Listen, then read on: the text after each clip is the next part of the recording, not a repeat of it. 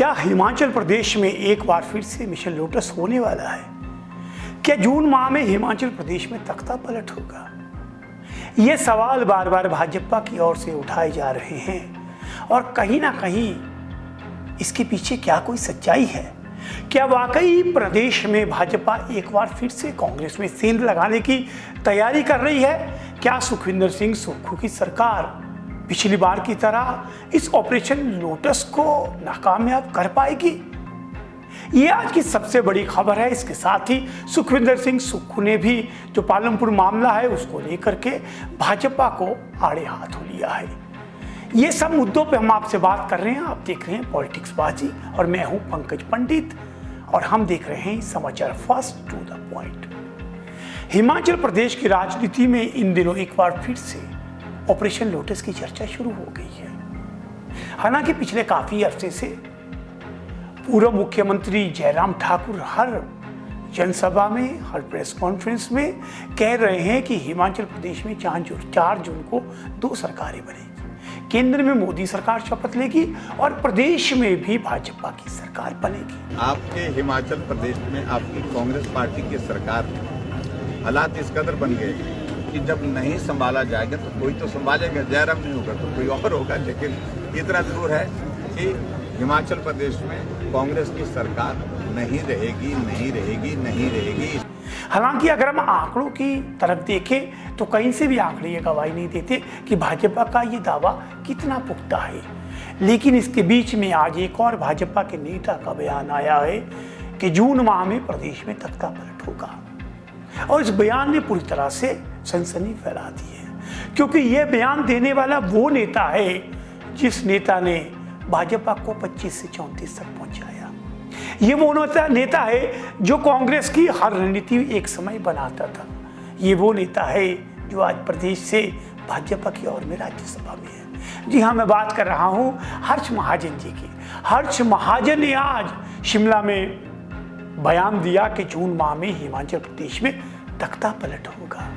उनके बयान को इसलिए हम हल्के में नहीं ले सकते हैं क्योंकि राज्यसभा में जब वो प्रत्याशी बने उसके बाद ही कहीं ना कहीं कांग्रेस की नींव हिलने लगी थी। ये जो विधायकों ने कांग्रेस छोड़कर भाजपा का दामन थामा है, उसमें मुख्य भूमिका कहीं ना कहीं हर्ष महाजन की भी नजर आती है। जब उनको प्रत्याशी बनाया गया तो दूर दूर तक कहीं भी भाजपा की जीतने की संभावना नजर नहीं आती थी। लेकिन ये हर्ष महाजन की रणनीति थी कि उन्होंने कांग्रेस में जो असंतोष था उसकी गहराई को जांचा और उसके बाद कांग्रेस के जितने भी नेता थे जो बागी हुए हैं उनको अपने पक्ष में किया और पक्ष में वोटिंग करवाते हुए मामले को 34 यानी 34 के बराबरी बना दिया। हालांकि उनके चुनाव को भी जो हारे थे सिंघवी, उन्होंने चुनौती दी है हाई कोर्ट में। वो मामला अभी तक न्यायिक प्रक्रिया से गुजर रहा है। उसके क्या परिणाम आते हैं वो अलग बात है। लेकिन वर्तमान में हर्ष महाजन हिमाचल प्रदेश से राज्यसभा के सांसद हैं और उनकी ओर से जून में तख्ता पलट का बयान अपने आप में बहुत बड़ा संकेत देता है कि पहले में जो भाजपा से गलतियां हुई है, क्योंकि जिस तरह से हिमाचल प्रदेश में मिशन लोटस जो है वो नकारा गया था या हम कहीं असफल हुआ था, उससे भाजपा की रणनीति पर भी कई सवाल उठे थे। क्या पुरानी गलतियों से सबक लेकर एक बार फिर से भाजपा किसी बड़े मिशन की, बड़े प्लान की तैयारी कर रही है? क्या इन 9 विधायकों के अतिरिक्त और विधायक भी हैं जो भाजपा के संपर्क में है, जिसका दावा भाजपा के कई नेता कई बार कर चुके हैं? देखो ना, वो खुद ही कहते हैं 34 है, खुद बोलते हैं। तो उनके से आदमी टूट रहे हैं उनके, तो क्या करना है? और भी टूटेंगे? क्यों नहीं टूटेंगे बेचारे खुद ही कॉन्टैक्ट कर रहे हैं, क्या कर। ये जो चुनाव है, इन चुनावों के बाद जो भी समीकरण बनेगा उसके बाद ही तय हो पाएगा कि हिमाचल प्रदेश में सत्ता में कौन कितने विधायकों के साथ कितना मजबूत है। लेकिन वर्तमान में कांग्रेस मजबूत नजर आ रही है क्योंकि कांग्रेस के पास संख्या बल 34 की है। 34 विधायक कांग्रेस के इस समय विधानसभा में है, जबकि भाजपा का आंकड़ा बहुत कम 25 पे है। 6 सीटों पे इस समय उपचुनाव हो रहा है। 6 सीटों के परिणाम कुछ भी रहे, भाजपा 31 से ऊपर नहीं जा सकती है। वही दूसरी तरफ कांग्रेस यदि 1 या 2 सीटें जीती है तो और मजबूत होकर के 34 से उनका आंकड़ा 40 तक भी जा सकता है। तो अभी तक कांग्रेस को कोई खतरा नजर नहीं आ रहा है, लेकिन एक सबसे बड़ा खतरा क्या है? इन दिनों सीपीएस की नियुक्ति पर हाई कोर्ट में लगातार सुनवाई हो रही है और भाजपा की नजर पूरी तरह से उसके फैसले पर टिकी हुई है, क्योंकि इसे असंवैधानिक करार देते हुए चुनौती दी गई है कि जब सुप्रीम कोर्ट के नियमों के अंतर्गत आप सीपीएस की नियुक्ति जो है वैध नहीं है, तो हिमाचल प्रदेश में इसे कैसे किया गया है? और साथ में इससे कहीं ना कहीं अगर कहीं ये फैसला कांग्रेस के खिलाफ आता है तो उसके विधायकों की विधायकी पर भी तलवार लटक सकती है। भाजपा पूरी तरह से सीपीएस पर हाई कोर्ट के आने वाले फैसले पर नजरें गड़ाई है। अगर वहां पे कांग्रेस को नुकसान होता है तो निश्चित तौर पे सरकार पर संकट भी आ सकता है। कि 6 सीपीएस के मामला भी पिछले कल से हाई कोर्ट में चर्चा हो रहा है और उसमें भी निर्णय बहुत जल्दी आएगा। और मेरा ये मानना है कोर्ट के पहले हमको कुछ कहना नहीं है। सुप्रीम कोर्ट की ऑलरेडी जजमेंट है उसमें कि गैर संवैधानिक व्यवस्था के अनुरूप सीपीएस की नियुक्ति की गई है और ये जाएंगे ही जाएंगे, 6 ये जाएंगे। और बाकी जो उपचुनाव हैं उस उपचुनाव में हम इस तरह से नहीं बोल रहे कि हम कुछ ऐसा धक्का मार रहे हैं सरकार को। हम कह रहे हैं कि उपचुनाव में जीतेंगे और फिर सरकार में। लेकिन ये सब भविष्य की बात है, कैलकुलेशन की है। लेकिन आज आंकड़ों में अभी तक कांग्रेस पूरी तरह मजबूत नजर आ रही है। लेकिन एक बात साफ है, जिस तरह से जयराम ठाकुर, अब हर्ष महाजन और अन्य भाजपा नेताओं के बयान आ रहे हैं, कहीं ना कहीं भाजपा भी जो है वो एक बार फिर से प्रदेश में मिशन लोटस करने की तैयारी कर रही है। क्या एक बार फिर से सुखविंदर सिंह सुक्खू धोखा खाएंगे, या पुरानी गलतियों से सबक लेते हुए सुखविंदर सिंह सुक्खू ने अपने सभी के सभी 34 विधायकों को साथ लिया है? क्या उनसे खुलकर बात कर ली है? ये सुखविंदर सिंह सुक्खू की सरकार है, इस बारे में सुक्खू जाने। वही भाजपा की क्या रणनीति है, इसके बारे में जयराम ठाकुर, हर्ष महाजन बेहतर जानते हैं। लेकिन हमारी नजरें जरूर लगी रहेगी भाजपा की हर गतिविधि पर कि किस तरह से भाजपा इस कदम को आगे बढ़ाती है। क्या एक राजनीतिक शगुफा है या वाकई में ही प्रदेश में तख्ता पलट की कोई बड़ी तैयारी चल रही है?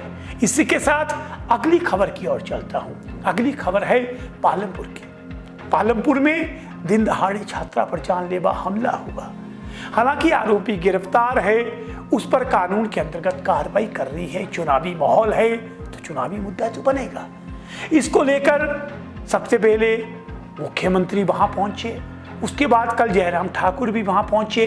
भाजपा ने पूरी तरह से मोर्चा खोल दिया, एबीपी ने रोष प्रदर्शन किया और भाजपा ने इस मुद्दे को लॉ एंड ऑर्डर व महिला सुरक्षा से जोड़ते हुए सुखविंदर सिंह सुक्खू की सरकार को घेरते हुए इस सरकार को एक नाकाम सरकार बताया।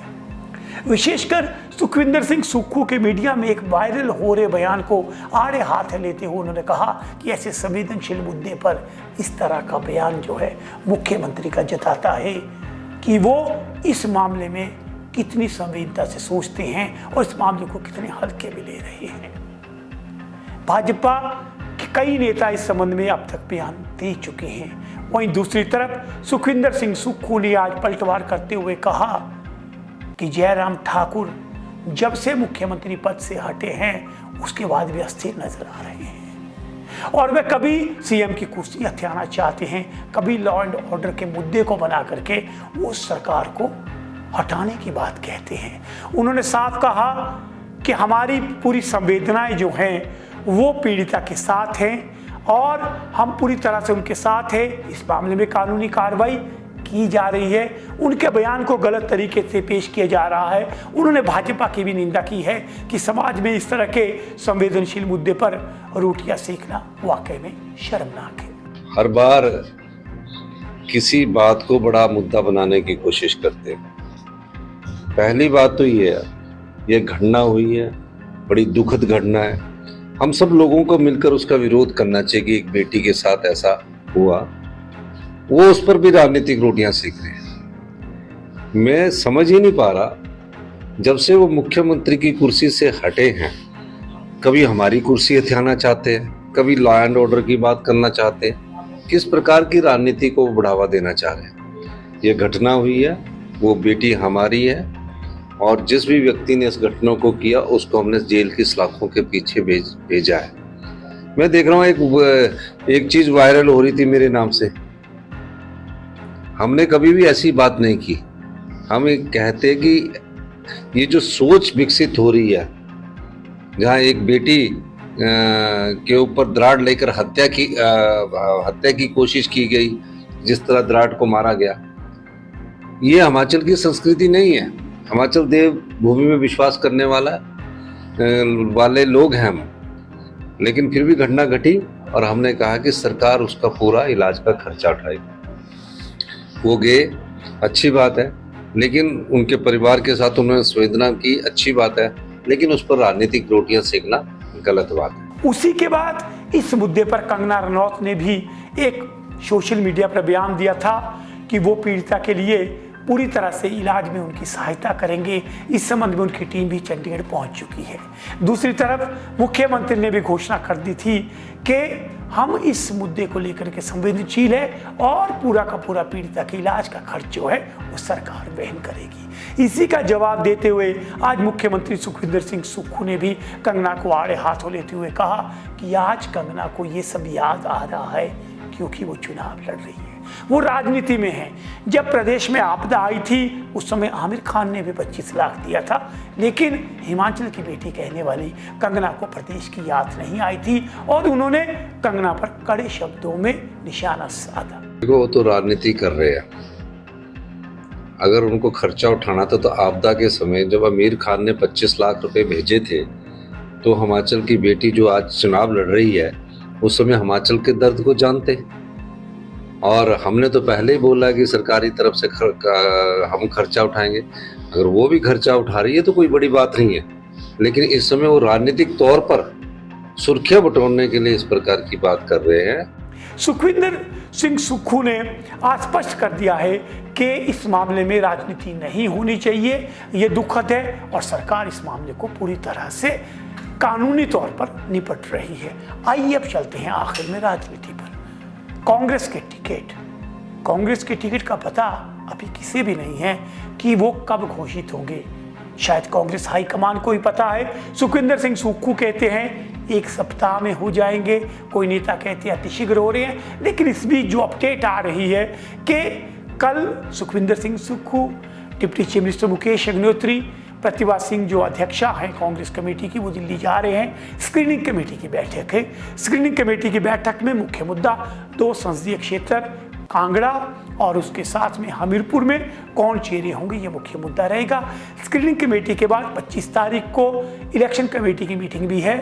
अभी तक हमें पूरा पुख्ता नहीं है, उम्मीद रखते हैं कि उस दिन शायद इन सीटों पर कोई फैसला हो जाएगा, लेकिन हालात अभी भी बेहतर नहीं है। सर्वे में मुकेश अग्निहोत्री को ऊना से और आरएस बाली को कांगड़ा से नंबर 1 पर सबसे मजबूत उम्मीदवार बनाया है।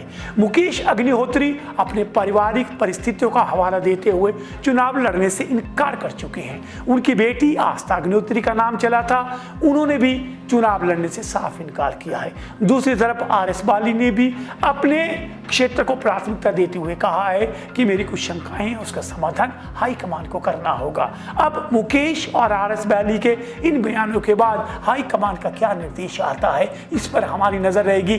क्या इन 2 चेहरों के साथ ही कांग्रेस चुनावी रण में उतरेगी या अंतिम समय में स्क्रीनिंग कमेटी में कुछ नए नाम भी आएंगे जिन पर चर्चा की जाएगी। आज जयराम ठाकुर और राजीव भारद्वाज चंबा के दौरे पे थे। आज चंबा में भी पूरी तरह से कांग्रेस पर अपने चिर परिचित अंदाज में हमलवार नजर आए। और इसी के साथ ये सब था आज का प्रदेश का अपडेट। और आखिर में एक बार फिर से आपके जरूर ये कहना चाहूँगा कि आप लगातार हमारे इस कार्यक्रम को देखिए, इसमें जुड़िए, क्योंकि पूरे दिन की घटनाओं का सियासी विश्लेषण, खबर नहीं सियासी विश्लेषण लेकर हम आपके बीच आते हैं। और आप देख रहे हैं समाचार फर्स्ट टू द पॉइंट।